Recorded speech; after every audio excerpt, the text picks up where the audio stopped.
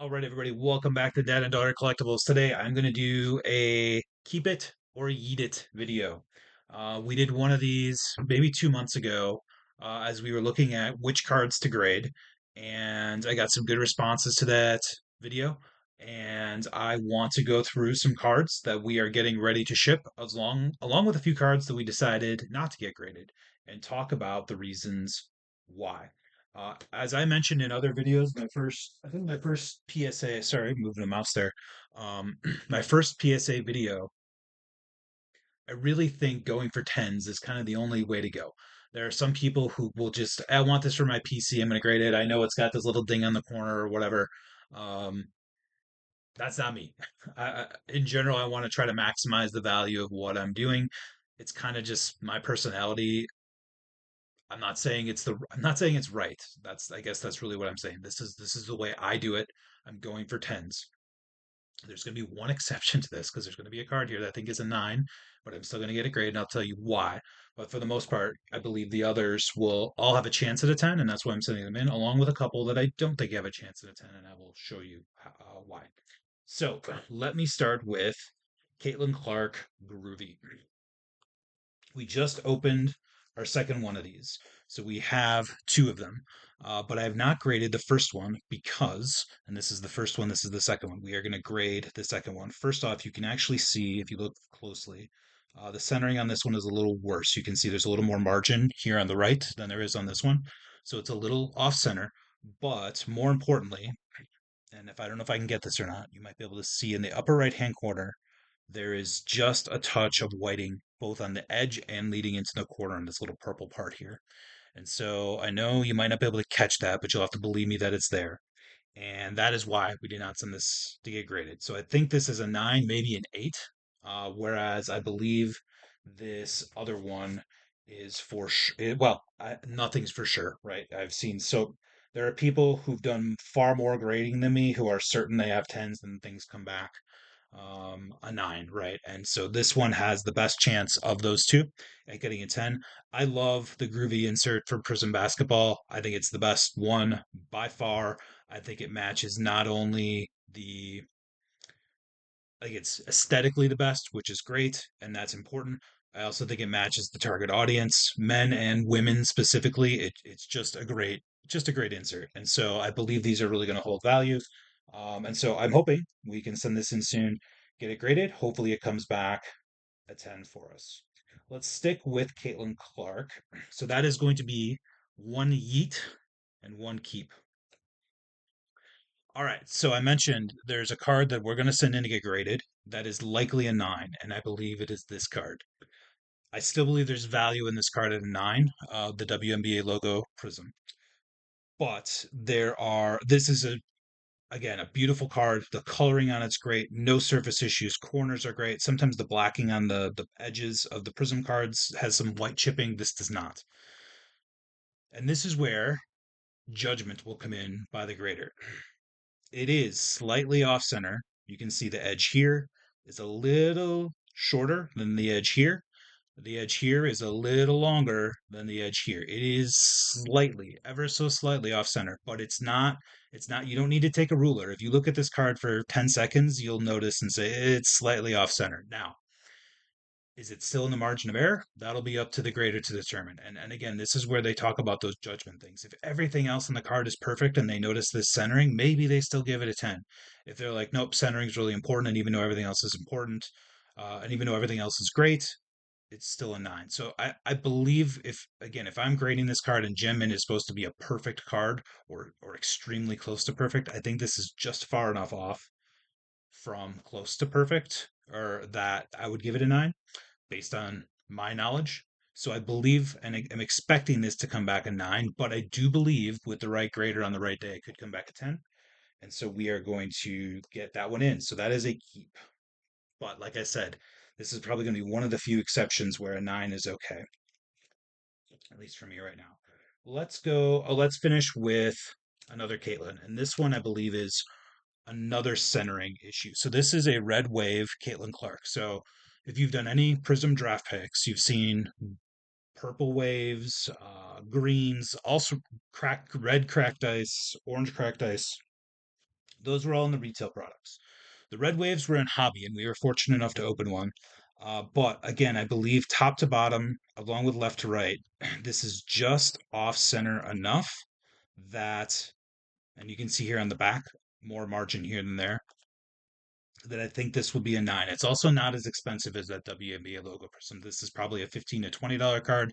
$20 to get it graded. My top end is probably 100. If it comes back a nine, it's probably there's just not a lot of margin on it. Again, whether I keep it or not, I'm talking about value just as a point of comparison. And so I believe this is just better to keep raw and not get graded. Now, I've got some cards at PSA right now, 7 cards. I was a little less strict on my parameters. And so if I find that I'm just being too strict and I'm starting to get tens on stuff that I thought were closer to nines, maybe this is a card I change my mind on and ship it in. But for right now, that is going to be a Yeet. All right, let me get into some Jackson Cheerios. So a couple cards I bought along with one I opened. So let's start with the first one I bought. A select tie-dye Jackson Churio to 25. Numbers is how old he was, so the number 20 is how old he was when he debuted. I love the tie-dye. It's one of Select's notable parallels, and I picked this up for under $15 for a tie-dye of Churio, which I think is an amazing deal in his rookie season. Centering's good, edges are good, corners are good. You can see they're number 3 out of 25. This is going to be a keep. I'm going to be sending this one off to get graded. I do want to keep a few Cheerios for my PC, and I'll show you all of the ones I'm going to get graded. And I'll probably end up selling one or two of them. But or the other thing is I've got nephews who like the Brewers, so I get some graded Cheerios. That may be where some of them end up going. So that is going to be a keep. That is in the to get graded pile. And the thing with him being only 20 is he kind of started the season well. He's been in a bit of a slump here the last week or two, but like he's 20 years old. He's got a long, long time to figure it out, and he's got a great reputation already, so he's going to have a long time to figure it out. This is one I opened to 3.99, the Prism Orange of Churio, and this one is a beauty. Nothing. I really like the card grading process and the ability to open my own cards and grade them is far more satisfying to me than buying a card and getting it graded. With that said, it's really hard to open cards that I think can be tens. I don't know, like I've said this before. If you go through all your cards, take all your base, your common players, your players don't have a lot of value, and also take in your account your parallels. It's just I find it really hard to find cards. I have about 25 cards that I've opened that I want to get graded out of everything we've opened on this channel so far, besides what we've already sent in. We've opened thousands of cards, and the fact that I really only think about 30 to 40 of them should be graded tells you, I guess, again, maybe my eye is I'm too judgmental. But again, I'm going for tens, and this is what I think. So I think this is a great looking card. No corner edges, surface issues on the back. The only thing that's wrong with this card, left to right, slightly off. But again, my opinion and experience is that even on the back, because it's not what's facing the buyer, it's not the part of the card you're looking at most. Unless this was egregiously off, this is going to be within the margin of error, and this has a great chance to be a 10. So that is going to be a keep. Lastly, I mentioned I like opening cards and grading them. This is again not one of those. I bought another Churio. This one is the neon green from Select, and if you not the camera does not do this justice. This is neon green. This one is out of 49, 17 of 49. When I first looked at this, I thought the top to bottom centering was off, and I was not going to get it graded. But then I took a ruler, and I realized that this select box was fooling me. I'm actually need to be measuring here to here and here to here because that's the centered part, and this is within. It's not even within; it's well centered. So centering's good. The other thing about select, and you can see here, if you're ever worried if you're don't know how to tell if your select cards are centered left to right. There are these series of boxes here, and what you'll see is this last box will be significantly wider on one side or the other if they're not centered well. And you will see a lot of select cards not centered well left to right. And I am guessing a lot of people have gotten lower scores than they thought because they didn't pay enough attention to that. You're looking at this last box. I don't know that I have one handy to show, but you will see it significantly wider. But this one is a really another really great candidate. It's a low number Churio. Excited to send that one in as well. to get graded. And that was one I bought off of eBay. Again, somewhere in that 15 to $20 range. And when I'm buying select, I'm usually looking at cards unnumbered under 100. While I'm talking about it, I haven't shared this yet. At least I don't think I have. Um, this is not going to be graded yet. I don't have it yet. But I also managed to pick this up on eBay for it was $90 after tax and shipping. It was 100 even. Autographed memorabilia blue prism. They had it listed as a number to 49. When I went to Panini's website to redeem it, don't try this code, it's already redeemed. It is actually to 35. So this is a blue prism rookie auto relic to 35 of Churio that I have redeemed. And I am hoping this comes soon. It is currently in processing to ship to me, and I should expect it, they say, up to 4 months. So I will say I'm starting to encounter some of those things that people complain about Panini about, one of which is turnaround times, not having these things ready for the product. I sent in a damaged card in December. It's still in review.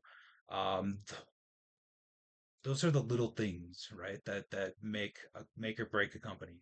And Tops, their quality control, and some other things. Panini's had some quality control issues. Those things exist in both companies, and both of those things need to be shored up. But I think the one thing that Panini struggles with, and it really baffles me as to how do you not have faster turnaround times on this stuff? Like you're serving the hobby, right? You're serving the collector. If they're sending you stuff, get it back to them, right? Don't know why that's so hard. All right, let's go to this Cooper flag. I looked really hard at this card and wanted to find something wrong with it. Not that I don't like Cooper flag, I want a graded one, but this top edge, occasionally as I look at it in the light, I'll be like, oh, is that a problem? But like, I think it's just the way the card's manufactured. Like right now, if I look at it right here, there's this like, I don't know, it's kind of like white, but it just feels like it's part of the card. Maybe I can take the little a little tape on there and clean it up. But I believe this is centered well. It's a parallel of Cooper flag. This is on my keep pile as well. So we're going to be sending this one in to get graded as well. So that's another keep. So all three Cheerios were keep if I didn't say that. I'll make sure I'm on the nose here. Yep, that. And I think I've only got one more to show. Sorry for the pause there. And this is a Paul Skeens Prismatic to 25 green prismatic out of the Prism product to 25. And this is one that I does maybe have an issue, but I'm still going to send it in. I believe it can still be a 10, but the centering is good. Edges are good. Corners are good. And I don't even know that I'll be able to show it on here because of where it is and just this corner, bottom left corner, and you can maybe see it there. It catches a little glare from time to time when the light hits it, and I don't know what that is. I don't know if that is some of the finish on the card that just never made it to the corner, or if it is just some glare from like if you look at the surface of a card ever, you'll just notice there are some spots that'll just look a little shinier than others, and some that may be the case here, but it's the only potential flaw, and I believe that everything else is about the card is in good condition. That I'm going to send it in and try for 10. I have had this up on eBay just to try to sell it. So again, I talked in the last video, the Caitlin Clark base to auto.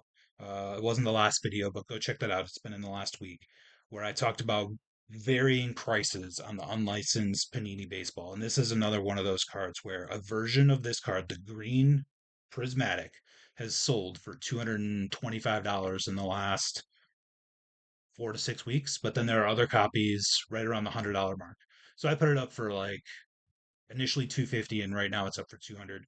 If I don't sell it for that price, I am going to take it in and get graded the next time I take it in, and I'll pull the auction, not the auction, the buy it now, because I would love to get a graded Paul Skeens, and a Paul Skeens to 25 is one of those cards I would love to get graded, especially if I can get it to come back at 10.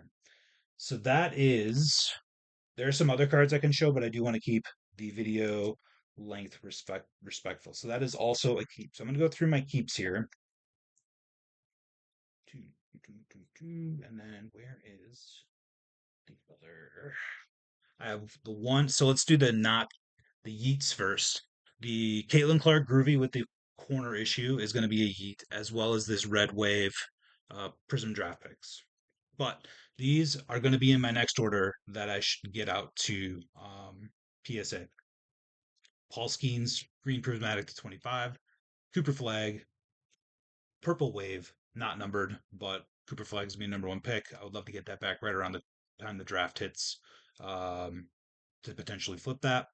Three Jackson Churios to number to 25. This is on an insert. It's going to be a little less valuable than these, but it's still a tie-dye prism to 25. The green neon to 49, and the orange pulsar in prism to 399. The Caitlin Clark, which I believe will be a 9, and I talked about my reasons there, but could be a 10, and I would love it if it came back a 10. And then this groovy, which does not have the corner issue. So those are going to be the keeps, and those are going to be the ones that go off to PSA the next time I get graded, hopefully sometime in the next week or so. If you like this kind of video and want to see more analysis of cards and why I'm getting some graded and why I'm not, please give me a like and subscribe. Let me know in the comments what you like and didn't like or what you want to see more of. I'll be happy to do that. I am going to try to hold on to. It's been a while since I've done one of these. I actually in some ways enjoy doing these more than the openings because the openings like I just feel like I'm under pressure to open something good and I'm under no pressure here so I can just kind of talk. And that's just me putting pressure on myself. To I can't control what's in the packs, but it's like you want to make good content. One of the ways you make good content while you're opening cards is opening good cards.